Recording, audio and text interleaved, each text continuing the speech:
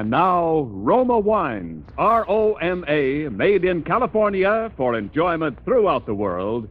Roma Wines presents Suspense.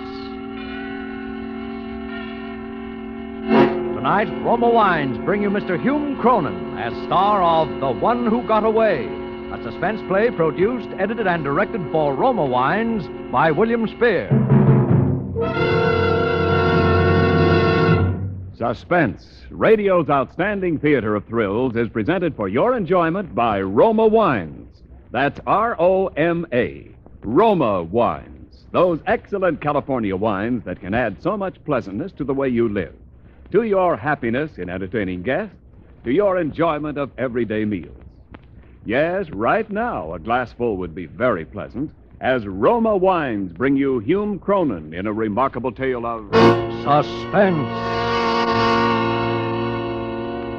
Well, and I certainly told her, listen here, I said, if you think for 1 minute that I intend to stand for that sort of thing, you've just... James, you're not listening to me. Put down that paper and listen to me. Yes, dear, I'm listening. So I said, you're very much mistaken. I did not come in here to be insulted. Perhaps you don't know it, young lady, but the war is over. And the sooner you people appreciate that fact, the better it will be for all of us. And Mabel backed me up, too. You bet she did. We went to the manager, and what we didn't tell him about that clerk, we certainly did. Are you listening to me, James? Yes, dear, Well, the dear, I'm nerve listening. trying to tell us that merchandise was hard to get. And so were salespeople. Didn't do him any good, I'll tell you. I'll bet it What'd you didn't. say, dear? I'll bet No, he wished nothing. he'd taken a little more time and trouble hiring clerks, and we got through with him the very idea. It's just like I said to Mabel. It's just like I said. I said, if they have a hat department, they have to sell hats. And if they want to sell hats, they have to allow the customers to try them on.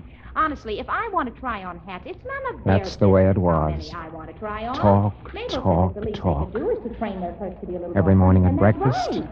But every you know night what from the makes me minute I got up in the house until I finally got to sleep. 39 hats, and I know it wasn't that much. Every weekend, I've now from shown you Saturday 39 morning hats until that you Sunday wish to night. buy or not. Talk. Said, we'll just see about this. Even in the movies. You are anyway, I said. Mightn't have been so bad if I'd had a traveling job, but, well, then I didn't have a traveling job. I worked for a bank. I had a job there as a spot auditor. Job was to make spot checks on tellers and cashier's accounts between the regular audits. The bank had been stuck a couple of times by embezzling tellers. No wonder the money they paid. So they fixed up this job making spot checks to catch any funny business before it got very far. Expensive, all right. Had just as much money as hers. Are you listening to me, James? Yes, dear, I said I was listening. Well, and if my husband gave me as much money for clothes as hers does, I'll bet I could look a whole lot better than she does. Of course, Ethel had been talking like that for, 10 years. Practically ever since we got married, I guess. And there wasn't anything I could do about it. I'd tried to make her shut up, but she wouldn't. I tried to leave her once, but she followed me and talked until I came back just to shut her up. I couldn't get a divorce. I tried that once. But I couldn't stand this any longer. I had to do something. It seems to me that if you'd only cut down on some of your expenses, we ought to be able to save enough money for a car. Now, I think that James, well, for heaven's sakes, how you startled me getting up that way. Where are you going, may I ask? I'm just going down to the drugstore for a minute. Well, what do you have to go to the drugstore at this time of night for? Good heavens, I work hard to make a nice home for you, James. I don't see why you're always getting up in the middle of a nice chat to go out. You hear me? James, answer my question. How much...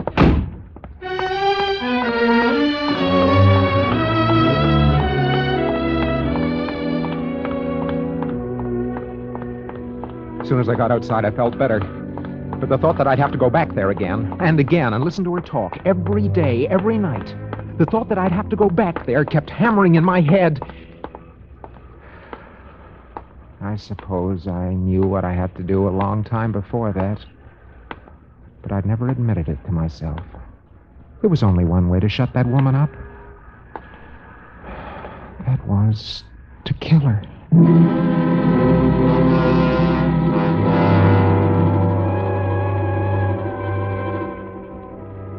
I didn't sleep very much that night.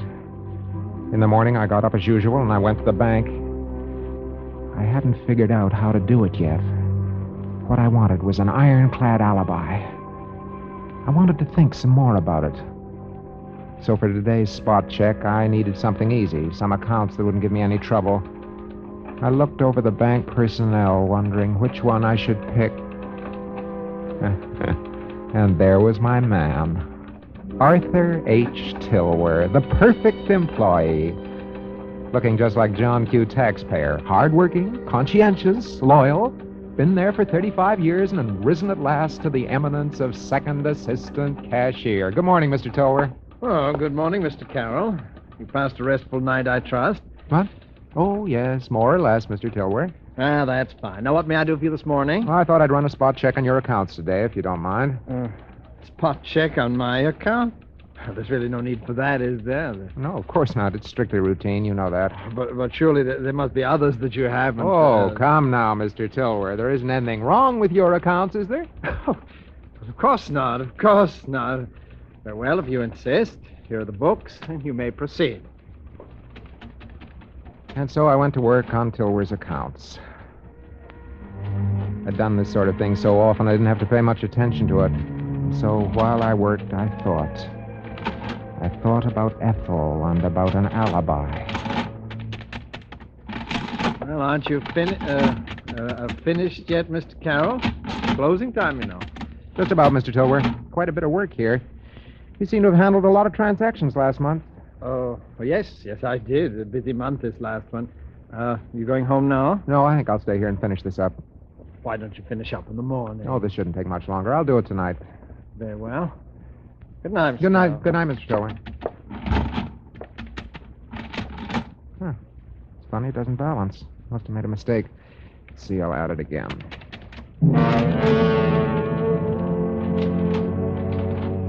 But it wasn't any mistake.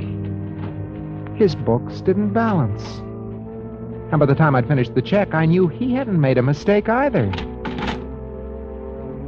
Mr. Arthur H. Tilwer, the prize employee of Consolidated National, was deliberately short $3,756.23. When I'd finished, it was quite late. I locked up. But before I started for home and some more talk from my loving wife, I paused for a moment, leaning on the bank doors, and lit a cigarette.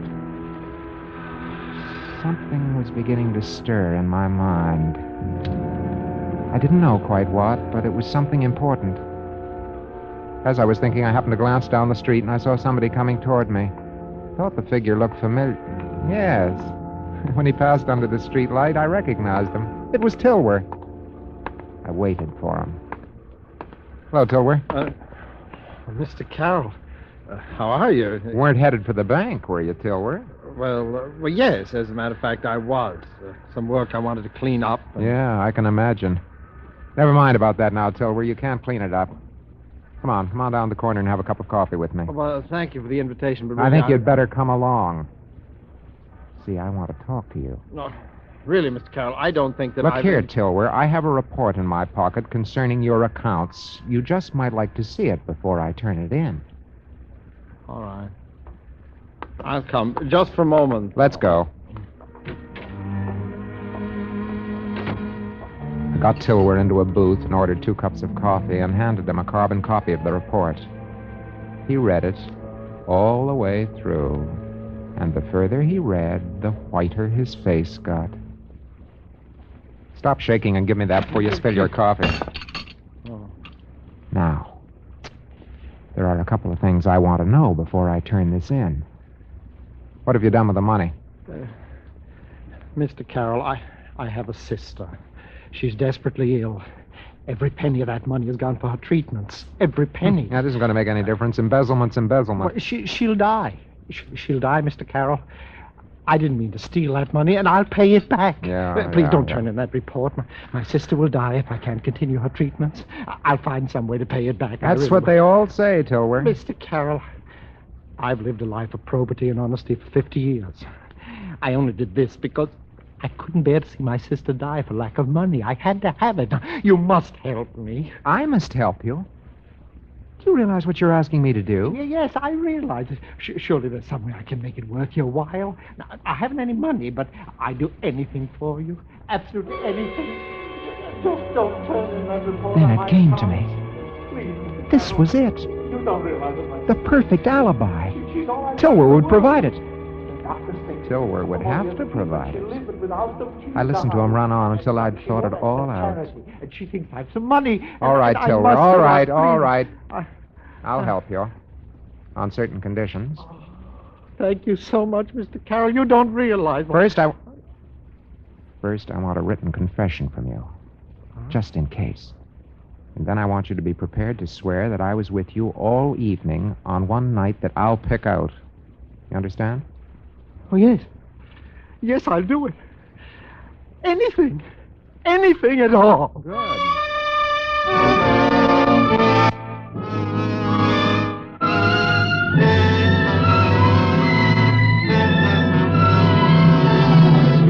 For Suspense, Roma Wines are bringing you Hume Cronyn in The One Who Got Away. Roma Wines' presentation tonight in radio's outstanding theater of thrills, Suspense.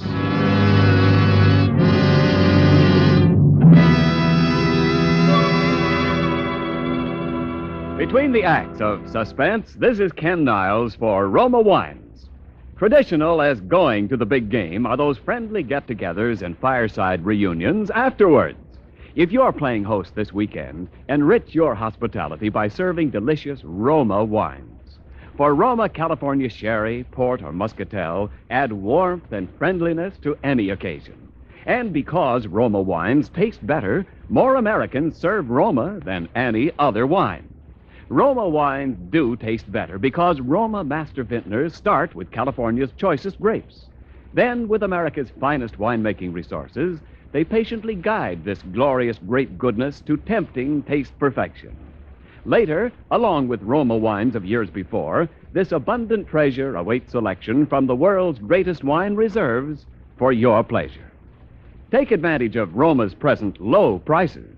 Buy Roma by the case for your holiday needs and save. That's R-O-M-A, Roma Wines, America's favorite wines. And now, Roma Wines bring back to our Hollywood soundstage Hume Cronyn as James Carroll in The One Who Got Away, a tale well calculated to keep you in suspense.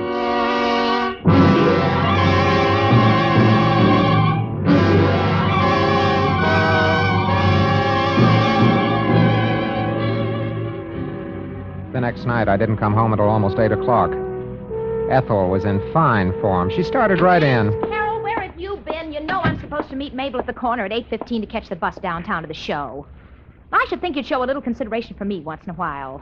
Well, answer me. Where have you been? I'm sorry, dear. I'm sorry. I had to work late, and I didn't have a chance to call you. What do you mean you didn't have a chance to call me? Now your dinner's all cold. You just have to eat it that way, too. I can't wait around here any longer. That's all right, dear. I'll tell you what. You go and get your things on. I'll call Mabel and tell her that you're going to be a little late. She won't have left yet.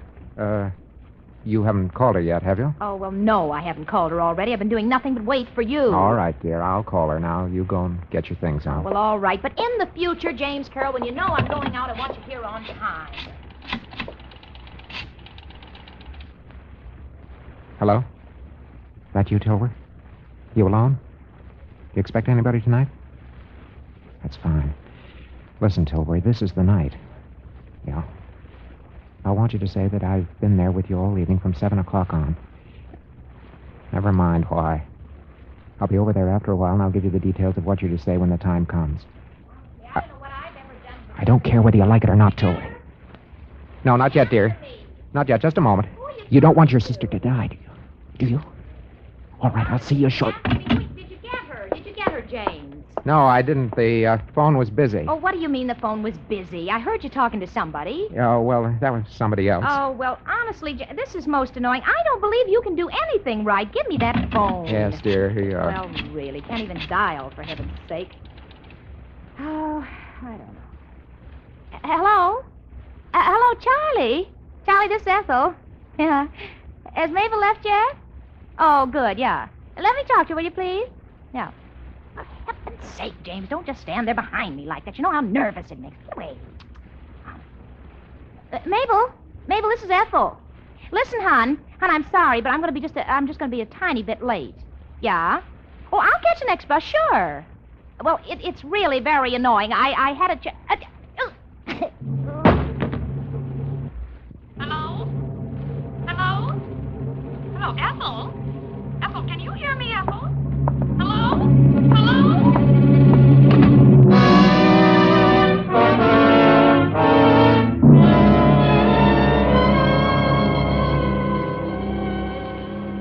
I guess I must have got back not very long after the cops got there. The apartment was ablaze with lights. There was a cop at the door. Inside, there were photographers, fingerprint men, all the usual array of the law. The detective in charge was named Dolan. Pretty much of an average-looking guy, but sharp. We went through the amenities, and he told me how sorry he was. I expressed my shock and horror, and finally we got down to business. Mr. Carroll, I hate to bother you at a time like this, but I find it quite helpful in cases of this kind to talk to people as soon as possible. Yes, I understand. Now, when did you last see your wife alive, Mr. Carroll? Why, about 6:45, I guess. I only came in for a moment, and she was getting ready to go out. About 6:45. And she was okay when you left? Yes, perfectly. And you say you left the apartment then? That's right. Where'd you go, Mr. Carroll? Well, what's that got to do with it? Oh, Mr. Carroll, this is a murder case. Your wife was strangled while she was talking over the phone to a friend of hers. You want to bring her murderer to justice, don't you? Oh, of course. Well, in a case like this, unless we get a break, we'll have to investigate the whereabouts of a great many people at the time she was killed. We'll find out a lot of things that people would prefer to keep quiet. Now, perhaps what you were doing after you left here is something like that. But let me assure you, if where you were and what you were doing has nothing to do with this case, it'll never come out. Now, where were you? Was it to see a woman, Mr. Carroll? Oh, no. No, there was no other woman. Don't you remember where you went? Yes. Yes, I remember. And why won't you tell me? Mr. Carroll, where did you go after you left this apartment at 6:45? I'm not going to tell you. Mr. Carroll, why did you kill your wife? I didn't kill her. What's the matter with you? You didn't kill her. You left her here alive at 6:45, and you won't say where you went. But that's right. But I didn't kill her. Why should I? Look here, I loved my wife. Mr. Carroll, I'm afraid you leave me no choice. I must ask you to accompany me down to headquarters.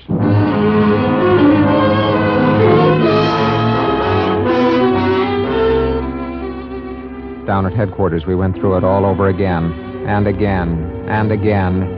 In the end, always the same 3 questions. And always the same 3 answers. Why did you kill your wife, Carroll?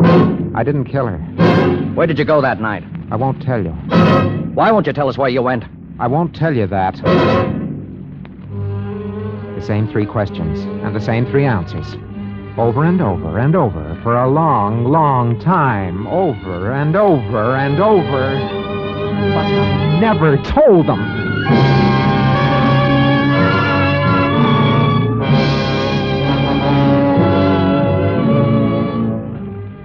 The case came up for trial about 2 months later. The prosecution had a good sound case for first-degree murder, and the district attorney made the most of it. It looked open and shut until the last witness for the defense, the only witness for the defense, Arthur Tilworth, took the stand. On the evening of the 14th of September, I went straight home from the bank and had dinner. At about 2 minutes past 7 o'clock, I remember the time exactly because my favorite radio program, that's the Symphony Hour, had just come on. The defendant, Mr. James Carroll, joined me and remained in my presence until about 11 o'clock. Order in the court! Order in the court! Order! They went at him hammer and tongs, kept him on the stand for an hour and a half, but he never changed his story and never contradicted himself. He made as admirable a witness as he did a bank employee. The jury was out for a long time, 12 hours or so, and when they came back... Ladies and gentlemen of the jury, have you reached a verdict? We have, Your Honor. Do you find the defendant, James Carroll, guilty as charged or not guilty? Not guilty, Your Honor.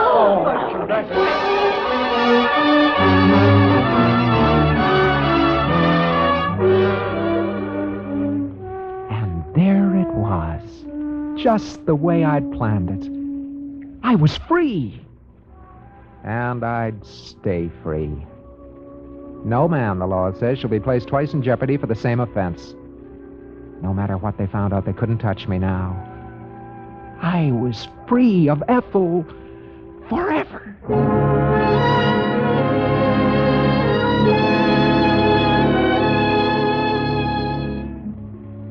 After it was over, I took about a week off. I got a cabin up in the hills, and I just loafed around for a whole week. All by myself. It was nice and quiet. Nice and quiet. When I got back to the apartment, I saw someone standing by my door. It was Dolan. Hello, Carol. Hello, Dolan. Want to see me? Yeah, just for a minute. I've been away for a week, you know. Yeah, we know. Come on in. Thanks. Sit down. Thanks. Cigarette? Cigar? No, I don't think so. Thanks anyway.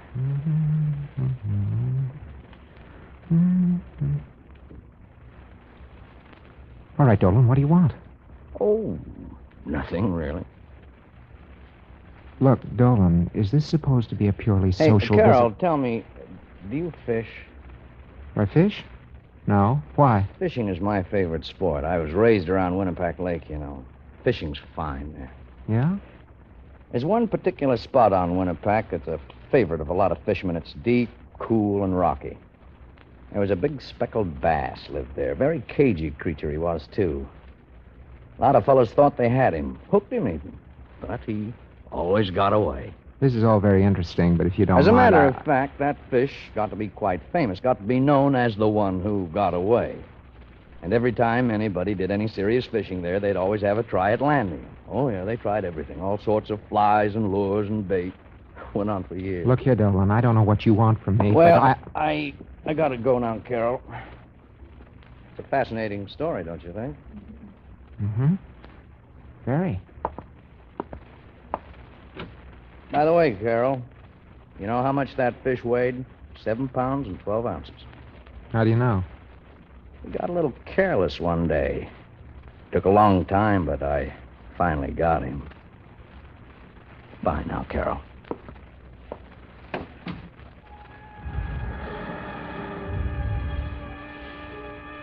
I could see that Dolan was going to be annoying. But I didn't care. I figured he'd stop after a while. There was only one more thing I had to do to clean this whole thing up.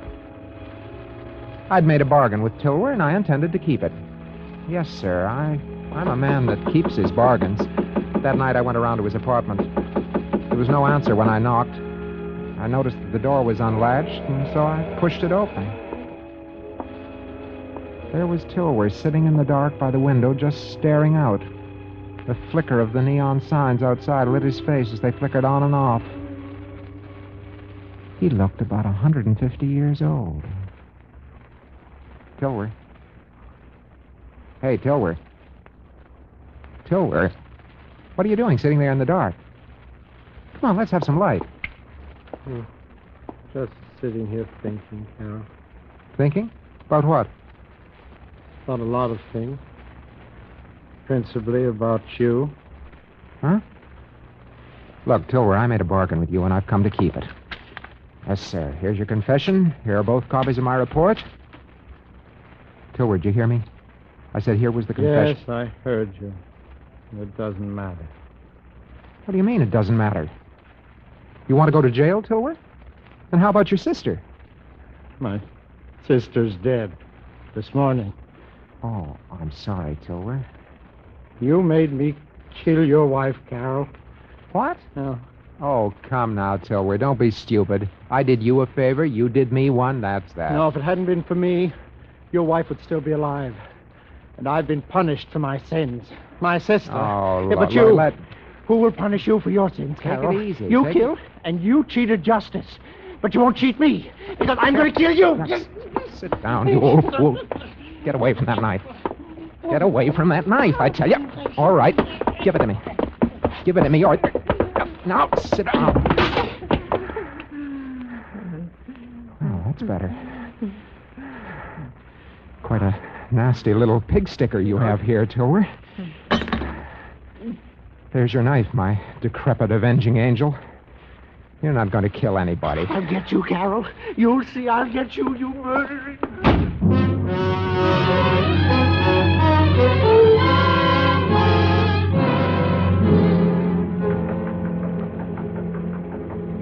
Yeah. Who's there? Just a minute. Hey, wait a minute. Hold on. I'm coming.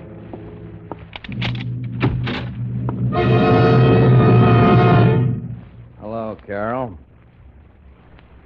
What do you mean by getting me out of bed? Where at were this- you last night, Carol? Who wants to know? The police department wants to know. Now answer my question. Where were you last night? Or aren't you saying? Certainly I'm saying. I went over to see Tilworth. Anything wrong with that? And how was Tilworth? Why, all right. About the same as usual. And how was he when you left him? He was just the same as when I came in. What is Was all he? this? Of course he was. What's wrong? Something wrong with Tilworth? He's dead, Carol. Dead. There was a knife in his heart. A knife? There were fingerprints on that knife, Carol. Oh, It was no, in his no. heart, and your fingerprints were on it, Carol, and on the door and on the lamp. No, listen, I didn't kill him, I tell you. This is a frame-up. Maybe, but I the didn't police touch him. I was... department is taking a different view, Carol. Get But some clothes on. You're under arrest for the murder of Arthur Tilworth. Oh, no. No. Too bad you'll never get to see that fish I was telling you about. It's over my fireplace. Just hanging there. Come on, Carol.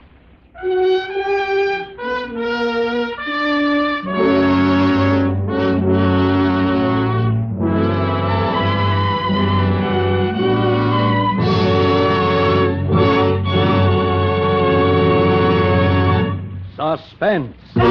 Presented by Roma Wines, R-O-M-A, selected for your pleasure from the world's greatest reserves of fine wine. This is Ken Niles introducing our suspense star of the evening, one of Hollywood's most accomplished villains, Hume Cronyn. Tell me, Hume, wouldn't you like to give up roguery and play a nice guy just once? Not me, Ken. Look what happens to the nice guys on Suspense. They always get killed in the first act. Give me a cloak and dagger anytime. Well, as far as you're concerned, then, villainy is its own reward. That's it. My sentiments to a teaser. A tea party doesn't go on this program, Hume. But since you're a party to Suspense this evening, this goes to you. Roma presents you with this gift basket of Roma wines selected for you from the world's greatest wine reserve. Why, thank you, Ken. And thanks to Roma, too. My. For a man of my moderate tastes, Roma wine's an ideal gift. And for moderate entertaining, Hume, you can't beat the Roma Muscatel in your gift basket. Share with your guests the golden richness of Roma Muscatel, delicious with cake or nuts. Or enjoy delightful Roma Muscatel with dessert. Let the naturally sweet, mellow taste of Roma Muscatel enrich your quiet evenings at home. Roma Muscatel. That sounds very tempting. Oh, it is, Hume. And Roma Muscatel tastes better because Roma starts with California's choicest grapes, guides them skillfully with America's finest winemaking resources to tempting taste perfection. Later, at peak richness, Roma selects from the world's greatest wine reserves for your pleasure. That's the reason more Americans enjoy Roma than any other wine. And reason enough, too. And now, Ken, before I go home and murder my wife again, who's slated for the spotlight on Suspense next Thursday? It's yours and mine and everybody's dream girl, Hume, Judy Garland. Oh, that's wonderful. Well, what kind of a play will Judy do? Well, we don't want to tip too much of it, but Judy will appear as a girl who works as a waitress in one of our Hollywood drive-ins and who gets into a situation that is, believe me... Well calculated to keep you in suspense? Right. I'll certainly be listening. Good night, Ken. Good night, Hume. Hume Cronyn appeared through the courtesy of Metro-Goldwyn-Mayer, producers of the Technicolor production The Yearling. Next Thursday, same time, you will hear Judy Garland as star of Suspense. Produced and directed by William Spear for the Roma Wine Company of Fresno, California. CBS, the Columbia Broadcasting System.